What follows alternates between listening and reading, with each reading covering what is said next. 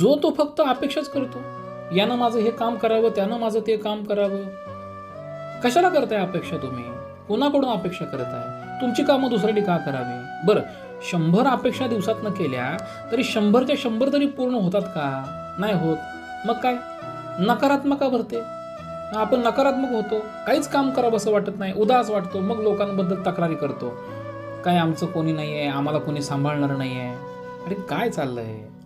अरे आपली कामं आपण केली पाहिजे. तुम्ही लोकांकडून अपेक्षा करताच कशाला? तुम्ही स्वावलंबी बना. साधी साधी कामं, मोठी मोठी कामं, प्रत्येक कामामध्ये तुम्ही इतरांकडून अपेक्षा करणं बंद करा. हे माझं काम आहे, हे मीच केलं पाहिजे, मला याच्याकडून मध्ये कोणाचीही अपेक्षा नाही आहे, ही भावना ठेवा. तुमच्यामध्ये सकारात्मकता वाढेल. एवढंच नाही, तुम्ही प्रत्येक गोष्टीमध्ये यश मिळवायला शिकाल. याला कारण फक्त स्वावलंबी बनणं आणि अपेक्षा बंद करणं आहे. म्हणून अपेक्षा बंद करा पहिला.